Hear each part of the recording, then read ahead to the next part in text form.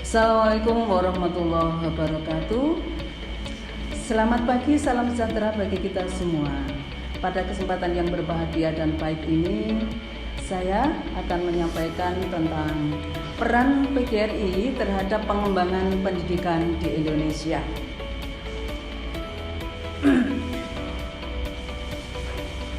Tujuan PGRI ada agar mahasiswa, jadi perkuliahan PGRI tidak diadakan tetapi diwakilkan kepada materi hari ini, yaitu agar mahasiswa calon guru mengenal PGRI sebagai organisasi di Indonesia telah menyempurnakan kode etik guru sebagai perangkat nilai dan norma yang harus dijunjung tinggi oleh guru dalam interaksi dengan peserta didik, masyarakat, pemerintah, kolega, atasan, organisasi profesi, dan status keprofesian. Sejarah PGRI. Yang pertama, PGRI itu sebagai organisasi pergerakan. Jadi ada pergerakan pada masa itu. PGRI sebagai organisasi profesi. Jadi sebagai profesi yaitu para guru itu mewadahkan diri sebagai organisasinya pada PGRI. Jadi PGRI itu merupakan wadah guru di seluruh Indonesia, satu-satunya wadah guru organisasi adalah PGRI, Persatuan Guru Republik Indonesia.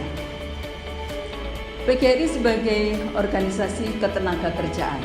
Jadi di dalam organisasi PGRI itu juga berkaitan dengan ketenagakerjaan. PGRI sebagai organisasi pergerakan,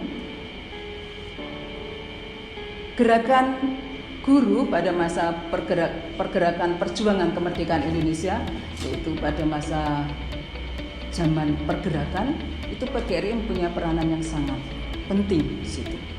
Karena PGRI ini sebagai wadah untuk tempat berkumpulnya para pejuang, para penggerak. Jadi para penggerak untuk menuju kemerdekaan. Kemudian PGRI pada masa kemerdekaan, yaitu persiapan 45, ini PGRI mempunyai peranan sebagai difokuskan untuk perjuangan mempertahankan kemerdekaan. Jadi betapa PGRI itu sangat mulia karena ada misinya di situ. Pada masa kemerdekaan difokuskan pada perjuangan mempertahankan kemerdekaan, yaitu melakukan perang gerilya bersama pelajar dan wanita. Jadi pada masa itu wanita berkolaborasi dengan para pelajar itu untuk ikut berjuang di dalam mencapai kemerdekaan. PGRI sebagai organisasi pergerakan ini pada masa demokrasi liberal ini juga peranan PGRI sangat bagus karena pada waktu itu sebagai organisasi melakukan Kongres PGRI yang keempat, yaitu pada tanggal 26 sampai 28 Januari 1950. Jadi ini guru-guru yang mewadahkan diri dalam PGRI ini bertekad mempertahankan dan mengisi kemerdekaan, menghilangkan rasa curiga, karena pada masa itu yang tumbuh di masyarakat adalah saling curiga. Kemudian menumpas gerakan PKI. Jadi PGRI ikut serta pada gerakan itu. Kemudian perjuangan PGRI menumpas pemberontakan G30 SPKI ini juga ada sebagai aksi PGRI. Kemudian PGRI pada masa Orde Baru, apa peranan PGRI pada masa Orde Baru, yaitu menyusun konsep sistem pendidikan nasional. Jadi pada masa pemerintahan Orde Baru, PGRI mempunyai peranan yang sangat bagus, yaitu ikut berperan di dalam menyusun konsep sistem pendidikan nasional. Kemudian pada era reformasi, PGRI juga mempunyai peranan sebagai organisasi perjuangan, sebagai organisasi profesi, ketenagakerjaan, independen, dan tidak berpolitik praktis. Jadi pada era reformasi, PGRI ini sebagai organisasi perjuangan, organisasi profesi, organisasi ketenagakerjaan, independen, dan tidak berpolitik praktis. Sampai sekarang masih ini. Jadi PGRI tidak ikut berpolitik praktis. PGRI sebagai organisasi profesi ini sebagai wadah kebersamaan dan rasa kesejawatan para anggota memperjuangkan segala aspirasi dan kepentingan profesi, kemudian mensejahterakan anggotanya, berberi standar perilaku dan profesional, melindungi seluruh anggotanya, meningkatkan kualitas kesejahteraan dan mengembangkan kualitas pribadi dan profesi. Jadi profesi sebagai organisasi profesi, kemudian PGRI sebagai organisasi ketenagakerjaan.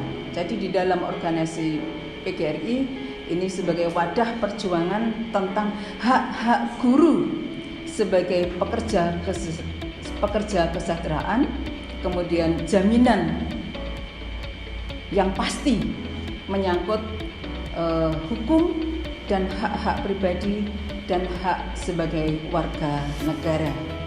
Jadi PGRI sebagai organisasi ketenagakerjaan ini juga menjamin tentang kesejahteraan maupun hak-hak pribadi maupun sebagai warga negara, baik hak kesejahteraan maupun hak-hak hukum. Jati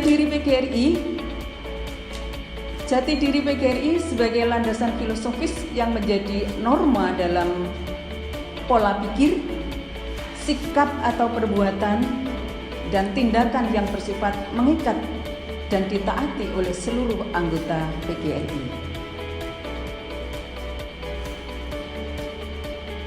Ada dasar historis, dasar ideologis politis, dan dasar sosiologis dan iptek. Dasar historisnya yaitu ada kaitannya dengan upaya mempertahankan, menyelamatkan kemerdekaan 17 Agustus 45 berdasarkan Pancasila dan Undang-Undang Dasar 45. Itu dasar historisnya. Sedangkan dasar ideologis politis, PGRI itu berkewajiban mewujudkan cita-cita kemerdekaan. Jadi dasar ideologis politis, PGRI itu berkewajiban mewujudkan cita-cita kemerdekaan melalui pembangunan nasional, khususnya dalam bidang pendidikan, yaitu mencerdaskan kehidupan bangsa. Dasar sosiologis dan iptek, PGRI dalam pengabdiannya selalu bersifat responsif, kemudian juga adaptif dan inovatif dalam keadaan memasyarakatkan serta pengembangan iptek, ilmu pengetahuan dan teknologi. Struktur organisasi PGRI yang paling atas adalah PGRI, kemudian BPLP PGRI ini berada di pusat di Jakarta, kemudian PPLP atau YPLP PT PGRI, jadi ini perguruan tinggi. Kemudian kalau di PPLP PT PGRI Jombang itu ada dua, di bawah naungannya itu ada dua perguruan tinggi, yaitu STKIP PGRI Jombang dan STI PGRI Dewantara Jombang. Jadi ada dua lembaga di bawah naungan PPLP PT PGRI, berarti perguruan tinggi.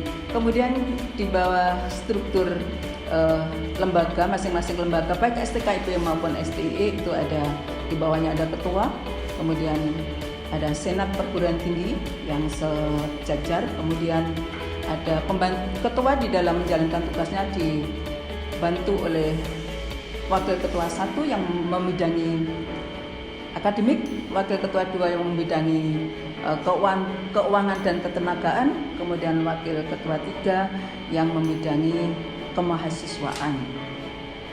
Kemudian di bawahnya, struktur di bawahnya yaitu K-Prodi atau K-Prodi ini ada 5 prodi, berarti ada 5 K-Prodi. Itu struktur organisasi PGRI. Berikutnya tujuan PGRI. PGRI punya tujuan yaitu tegaknya keberadaan PGRI, tumbuhnya rasa bangga dan rasa ikut memiliki, kemudian tercapainya loyalitas, dedikasi, disiplin, dan kemampuan profesional yang disingkat dengan LDDKP. Jadi kepanjangan dari L-nya loyalitas, kemudian D pertama dedikasi, D kedua disiplin, kemudian K-nya itu kemampuan, P-nya profesional, LDDKP. Yang tinggi dalam pelaksanaan tupoksinya, masing-masing ada tupoksinya. Kemudian memiliki kemampuan dalam mengantisipasi setiap perubahan akibat perkembangan masyarakat ilmu dan teknologi. Jadi tujuan PGRI di sini memiliki kemampuan dalam mengantisipasi berbagai perubahan. Tujuan berikutnya yaitu terwujudnya pengamanan, pengamalan, dan pelestarian Pancasila dan Undang-Undang Dasar 45 dari jiwa semangat nilai-nilai 45 dalam tubuh PGRI, baik oleh organisasi maupun anggota-anggotanya. Ini tujuan PGRI. Ciri khas PGRI. Apa ciri khas PGRI? Yaitu perwujudan dari sifat-sifat yang khas PGRI yang tampak dalam nilai-nilai, dalam pola pikir, sikap, perbuatan, dan tindakan, kemudian perjuangan dan profesional yang didasarkan pada falsafah negara Pancasila dan UUD 45 serta jiwa, semangat, dan nilai-nilai 1945. Ini ciri khas PGRI. Jadi tidak lepas dari cita-cita proklamasi kemerdekaan yang tertuang dalam Pancasila dan UUD 45. Tidak pernah lepas dari 3 komponen itu. Cita-cita kemerdekaan, UUD Pancasila dan UUD 45. Tidak pernah lepas dari 3 hal itu. Manfaat atau fungsi PGRI sebagai pedoman gerak perjuangan bagi anggota organisasi. Pedoman gerak perjuangan. Sarana memasyarakatkan eksistensi dan organisasi. Sarana perjuangan atau kaderisasi dalam mempertahankan dan meningkatkan serta mengembangkan organisasi. Manfaat berikutnya, pembangkit motivasi perjuangan PGRI, dan yang terakhir sebagai wahana penerapan rasa kebanggaan pada anggota warga PGRI. Berikutnya misi PGRI setelah manfaat, sekarang misi. Apa misi organisasi PGRI ini? Yaitu misinya berkaitan dengan tujuan nasional. Berkaitan dengan tujuan nasional, PGRI mempunyai misi mempertahankan, mengamankan, dan mengamalkan Pancasila dan UUD 45. Kemudian berkaitan dengan pembangunan nasional, PGRI mewujudkan cita-cita proklamasi kemerdekaan NKRI sebagaimana terkandung di dalam pembukaan UUD 45. Misi yang ketiga, melestarikan jiwa, semangat dan nilai-nilai 1945. Mengisi menyukseskan pembangunan nasional, khususnya bidang pendidikan dan kebudayaan dalam rangka mencerdaskan kehidupan bangsa. Mempertinggi kesadaran, sikap, kemampuan, dan mutu profesi guru, serta meningkatkan kesejahteraan guru dan anggota PGRI. Itu misinya PGRI, betapa mulianya. Kemudian implementasi PGRI dalam pendidikan di Indonesia saat ini. Apa implementasinya? PGRI sebagai organisasi profesi telah menyusun dan menetapkan kode etik guru yang lengkap dan rinci sebagai perbaikan atas kode etik yang dimiliki sejak tahun 1973. Kode etik ini dimaksudkan sebagai perangkat nilai dan norma yang harus dijunjung tinggi oleh guru ketika berinteraksi dengan peserta didik, dengan masyarakat, pemerintah, kolega, atasan, organisasi profesi, dan status keprofesian. Implementasi berikutnya, PGRI telah memiliki Dewan Kehormatan Guru Indonesia yang disingkat dengan DKGI pada semua provinsi dan seluruh kabupaten yang ada di Indonesia.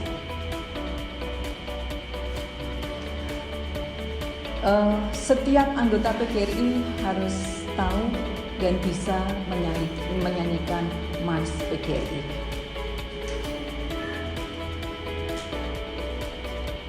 Setiap anggota PGRI dan setiap guru hukumnya wajib harus bisa menyanyikan lagu Mars PGRI. Apalagi mahasiswa PGRI harus bisa menyanyikan Mars PGRI. Contoh suara. PGRI abadi tetap mempersatukan diri dengan nama dan sentosa lahir negara kita. PGRI abadi bernaung di bawah sang panji sinar surya dan merata anggotanya bersama. Wahai kaum guru semua, bangunkan rakyat dari kita. Kitalah penduduk bangsa, membimbing melangkah ke muka. Insaflah kan kewajiban kita, mendidik, mengajar praputra. Kitalah membangun jiwa, pencipta kekuatan negara.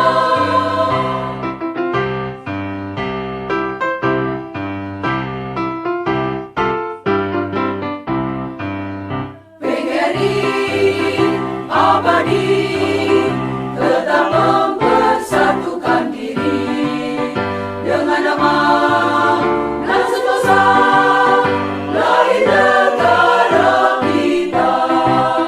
PGRI abadi bernaung di bawah sang panji sinar surya dan merata anggotanya bersama. Wahai kaum guru semua, bangunkan rakyat dari kita. Kitalah penduduk bangsa, membimbing melangkah ke muka. Insaflah kan kewajiban kita, mendidik, mengajar praputra. Kitalah membangun jiwa, pencipta kekuatan negara. Terima kasih. Assalamualaikum warahmatullahi wabarakatuh.